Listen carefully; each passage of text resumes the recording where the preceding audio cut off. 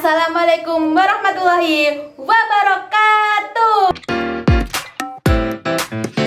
Selamat datang di PWK alias Podcast Wong Karanganyar. Langsung saja kita sambut narasumber kami. Untuk menyambutnya biar lebih menarik, kita sambut dengan pantun. Nanti teman-teman jangan lupa bilang cakep ya. Jalan-jalan ke kota Kediri. Cakep. Tidak lupa beli ikan tenggiri. Cakep. Saya di sini tidak sendiri, bersama narasumber tercinta Fitri Wulandari. Halo Mbak Fitri, apa kabar? Alhamdulillah kabar baik Mbak Aisyah. Alhamdulillah.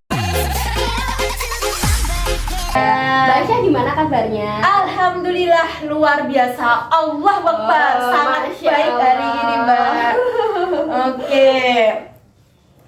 Kita ini membahas apa ini Mbak Aisyah? Oke. Jadi maksud saya mengundang Mbak Fitri di sini, saya akan sedikit membahas mengenai hal yang sangat saat ini tuh sangat fenomenal Mbak di kalangan masyarakat itu. Iya, Nah, yaitu pada kesempatan kali ini kami akan membahas salah satu topik, yaitu mengenai gadai. Iya. Gitu ya Mbak. Mungkin nanti saya akan mengajukan beberapa pertanyaan kepada Mbak Fitri nih mengenai gadai. Iya. Nah, oke Mbak. Kalau kita ngomongin soal gadai nih, apa sih sebenarnya Mbak gadai itu? Oke. Gadai itu apabila saat kita itu menyerahkan barang berharga kita ke sebuah lembaga, yaitu pegadaian, dengan tujuan kita itu untuk menerima uang dari pembiayaan tersebut, kemudian sesuai dengan apa itu namanya jangka waktu. Jadi jangka waktu itu sudah ditentukan ya Mbak? Ya betul. Bisa 3 bulan, 6 Iya. bulan, bahkan 1 tahun. Iya. Tergantung kita itu mau mengembalikan mengembalikan dananya itu cepat atau lambat gitu Iya. Mbak. Tergantung perjanjian. Jadi jangka waktu itu sudah disepakati di awal. Iya. Nah, itu kan cukup mudah ya Mbak Ais. Kita tinggal menyerahkan barang kita ke pegadaian, kita tuh mendapatkan uang. Nah, kalau di perbankan maupun lembaga keuangan yang lainnya itu kan prosesnya itu menurut saya itu lebih rumit. Karena ada banyak persyaratan yang harus kita lengkapi ya Mbak. Iya, prosedurnya pun panjang gitu. Maka dari itu masyarakat ini lebih memilih gadai gitu daripada kehilangan barangnya gitu. Kalau dijual kan otomatis barangnya kita itu beralih haknya ke penjual gitu. Kalau gadai barang yang kita gadaikan tadi bisa kembali lagi ke kita gitu ya Mbak. Tapi untuk gadai itu sudah disampaikan di awal tadi, ada jangka waktunya sesuai dengan kesepakatan di awal gitu ya. Oke. Selain itu gadai di sini itu Mbak Ais, apa itu kita itu dapat memperoleh jaminan, memperoleh apa itu dana tambahan ya Mbak Ais ya. Misalnya itu bisa untuk modal nikah nih Mbak Ais. Ngomong-ngomong nikah nih guys, bau-bau setelah dapat ijazah langsung ijab sah nih.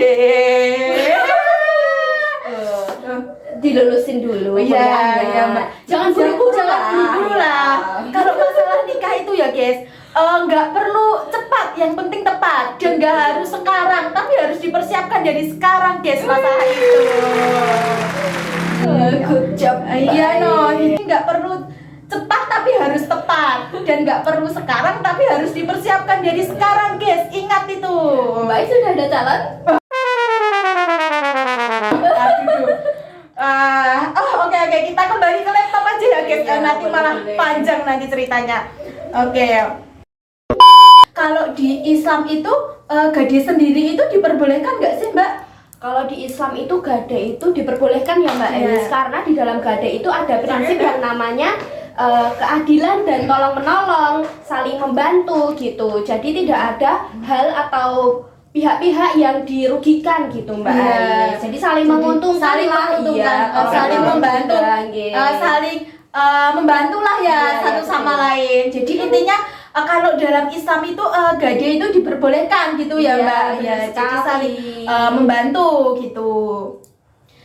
Nah, kan kalau gade tadi diperbolehkan ya dalam Islam. Nah, kalau soal jaminan itu gimana ya Mbak? Oh iya, tadi kan ada jaminan ya Mbak ya saat kita menggadaikan. Nah, jaminannya di Islam itu biasanya ada dua nih Mbak Ais, dua jenis. Yang pertama itu ada kafalah. Nah, di sini ada jaminan itu orang itu namanya itu kafalah. Oh, gitu. Berarti kafalah itu bisa dikatakan bahasa Arabnya dari jaminan yang orang benar, itu ya Mbak. Disebutkan dalam bahasa Arab. Dalam bahasa Arab ya, karena kita adalah orang Islam ya guys. Jadi tidak terlepas dengan bahasa Arab nih guys. Iya. Itu yang pertama. Kalau yang kedua itu bisa jaminan harta nih. Di Islam itu biasanya disebut dengan rohen nih. Oh iya. Pasti kan di gade itu punya landasan ya Mbak. Terutama nih kita sebagai seorang muslim kan kita ini hidup itu nggak seenaknya, jadi ada aturan yang mengatur gitu loh. Nah, kalau di gade sendiri itu apakah ada landasan-landasan yang tertuang dalam Al-Quran maupun hadis sih Mbak? Tentunya ada ya Mbak, soalnya kan ini sudah diperbolehkan dalam Islam. Pasti ini ada landasan dan dasar hukumnya yang sudah ada di Al-Quran dan Al-Hadis. Salah satunya itu di Al-Quran ada surat Al-Maidah itu ayat 2 Mbak Ais, dimana pada intinya dalam surat ini adalah kita itu harus saling tolong menolong sesama manusia gitu. Hour later. Kan tadi itu sudah dijelaskan ya Mbak, gade itu adalah jaminan ya. Nah, itu barangnya. Ada barang jaminan. Nah, barang jaminannya itu yang seperti apa sih Mbak? Kalau di masyarakat pada umumnya itu masyarakat lebih memilih emas ya Mbak ya, karena emas ini nilainya itu stabil dan cenderung akan naik. Oh iya, setiap tahunnya gitu. Ini kan emas lagi naik ya Mbak ya. Gitu. Jadi itu bisa menjadi barang jaminan. Kemudian selain emas itu bisa sertifikat tanah gitu, punya ladang nih, daripada dijual kan sayang. Kita itu bisa menggadaikan sertifikat tersebut dengan tujuan kita mendapatkan dana, money, duit gitu, daripada diserahkan ke orang lain. Selain itu juga bisa STN BPKB kendaraan dan lain sebagainya yang barang-barangnya itu berharga gitu Mbak Ais. Nah, kalau ngomongin masalah emas tadi ya Mbak, jadi misal nih saya beli emas itu enggak cukup untuk saya simpan 1 atau 2 tahun terus saya jual lagi. Mungkin kita bisa simpan beberapa tahun terus kita gitu ya, karena emas itu harganya dari waktu ke waktu terus cenderung naik gitu ya guys. Jadi di sini bisa dikatakan barang jaminan itu yang lebih enaknya mungkin ada di emas ya guys. Emas ini bukan emas itu loh ya, bukan emas itu ya guys. Emasnya ini nih mas barang ya, mas perhiasan lah ya, mas perhiasan, bukan mas itu. Oke, kita kembali lagi ke topik nih guys. Sekarang saya tanya sih Mbak, apa sih dari mana sih sejarah gade ini kok bisa muncul sampai sekarang ini? Iya, sebenarnya gade itu datang ke Indonesia itu dari zaman Belanda ya Mbak ya. Jadi dari zaman Indonesia belum merdeka, zaman Indonesia masih dijajah Belanda, itu gade sudah masuk. Iya. Walaupun tidak sekompleks sekarang ya Mbak ya.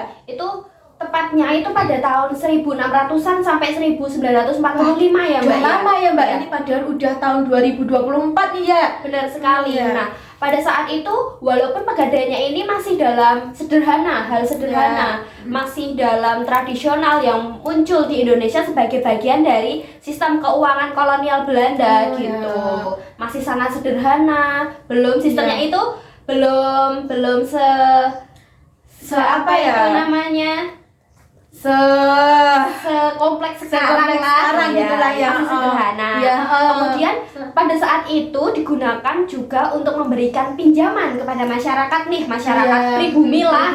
Kan dulu itu kan yang kaya itu kan zaman apa itu penjajah lah. Ya, kita itu bisa menggadaikan barang-barang kita kepada kolonial tadi gitu untuk memenuhi kebutuhan sehari-harinya. Terusnya mungkin Itu ada lagi Mbak. aspek yang pertama ya Mbak. Itu zaman yang pertama. Kemudian yang kedua itu pada era kemerdekaan, tepatnya itu pada tahun 1945 hingga 1999 nih Mbak. Itu setelah kemerdekaan ya Mbak. Iya, Setelah kita dijajah dari Belanda, terus kita udah merdeka nih pada periode kedua itu masa kemerdekaan. Nah, oh iya, selain itu di dalam zaman ini, zaman kemerdekaan itu pegadaian itu tetap ada nih Mbak Ais, tetap beroperasi. Ya benar, sebagai lembaga keuangan yang dikelola oleh pemerintah. Nah, tadi kan dikelola oleh penjajah tadi ya, sebelum kemerdekaan. Iya, benar sekali. Setelah kemerdekaan terus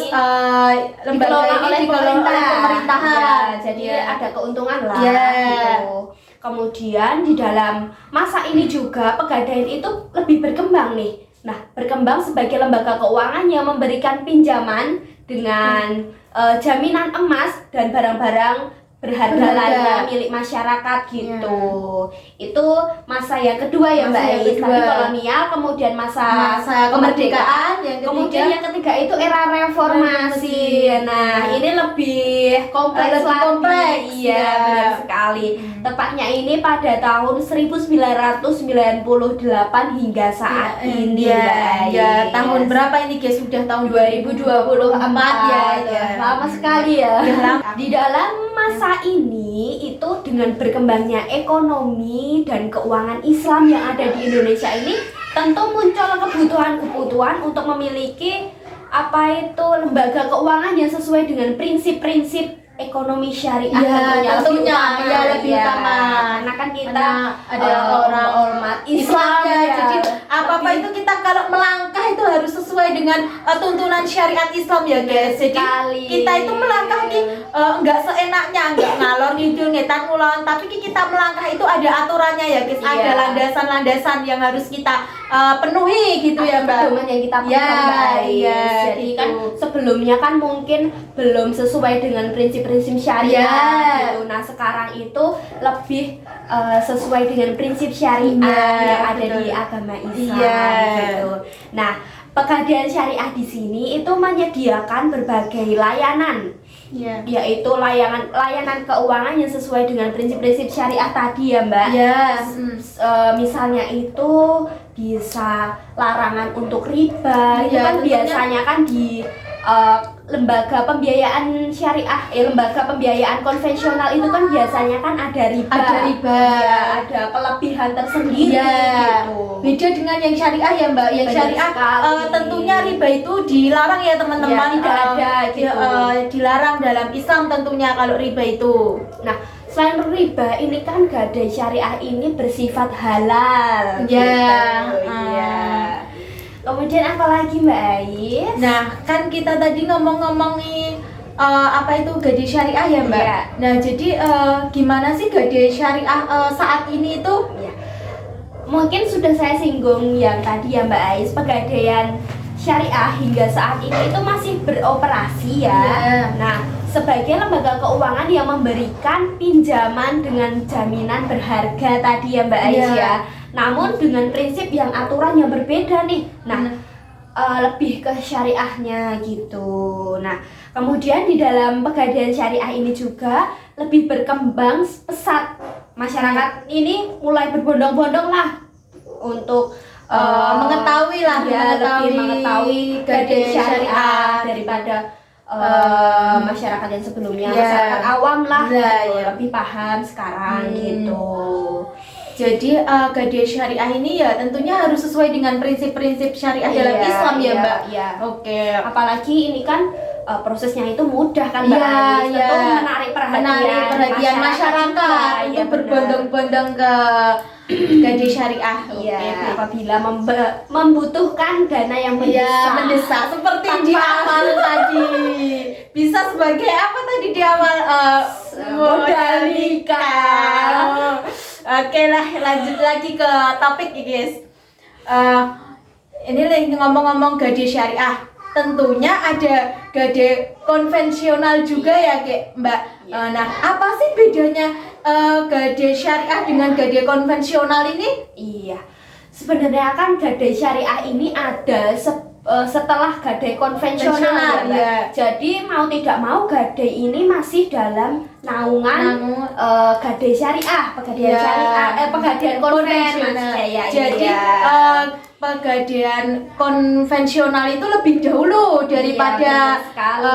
syariahnya Iya. gitu ya Mbak. Ya, jadi itu masih dalam satu tubuh lah Mbak Ya, Ais. Jadi tidak bisa dipisahkan satu sama lain. Ya. Gitu. Seperti Mbak Ais dengan doi. Aduh, apa itu doi? Aduh, nggak ada doi ya, nggak ada apa itu doi, nggak kenal.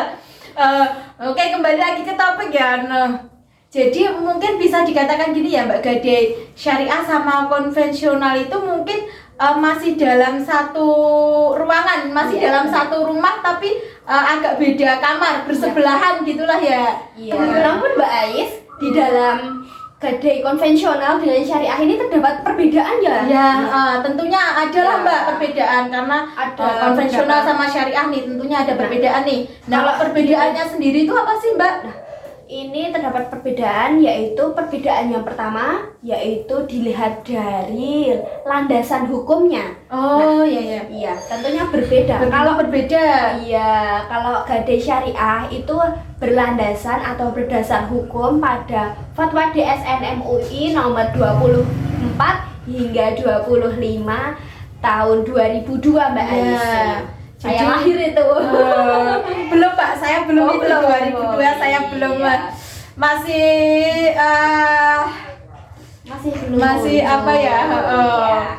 Jadi Itu kalau kan- syariah itu berlandasan pada fatwa MUI ya Mbak tentunya Iya. ya. Itu kan Sedangkan tadi- konvensional Kalau konvensional itu lebih ke KUH Perdata. Tepatnya itu pada pasal 1150 hingga 1160-an Mbak Ais begitu. Itu kan tadi yang perbedaan pertama ya Mbak Ais ya. dari segi landasannya ya. Iya. Yang kedua apa nih Mbak? Yang kedua itu dilihat dari segi pihak yang terlibat nih. Oh iya. Ya, kalau yang gadai syariah itu terlibat itu dari langsung ya pemberi pinjaman dan penerima nih. Ya, Jadi langsung tidak ada pihak ketiga, Ya, tidak ada perantara. Iya, Ya. benar sekali. Sedangkan kalau di gadai konvensional itu ada debitur dan kreditur. Kreditur, Ya, ya. itu perbedaan yang kedua ya, Ya. Mbak Is. Kemudian perbedaan yang ketiga itu dapat dilihat dari segi bukti perjanjian ya, teman-teman. Kalau gadai syariah itu metodenya dipakai adalah akad rohen. Oh iya. Iya, akad rohen tadi akad gadai tadi ya Mbak ya. Kemudian kalau gadai konvensional itu pakainya lebih metode perjanjian kredit nih Mbak Ais. Utang nih ya Mbak nanti. Iya benar Oh, sekali, iya. lebih ke utang. Utang. Itu perbedaan yang ketiga. Iya. Kalau yang keempat, aspeknya itu perbedaan yang keempat itu dari segi metode gadai nih Mbak Iya. Ais. Kalau syariah Syariah itu pakai metode gadai dan ijarah. Sedangkan kalau konvensional itu lebih ke perjanjian kredit. Kemudian yang kelima nih Mbak Ais, yang terakhir mungkin ya, Iya. itu dari segi aspek perbedaan yaitu keuntungan dari pergadaian itu sendiri. Yang pertama itu dari gadai syariah Syariah. itu ada keuntungan dari biaya simpan jasa Iya, simpanan dan jasa pemeliharaan barang gadai. Oh iya. Kemudian kalau konvensional itu Mbak Ais lebih ke bunganya nih, bunga pinjamannya Bunga itu pinjaman. berapa persen. Mungkin itu dari kami. Sekian. Billahi taufiq wal hidayah. Wassalamualaikum warahmatullahi wabarakatuh. Terima kasih. Terima kasih.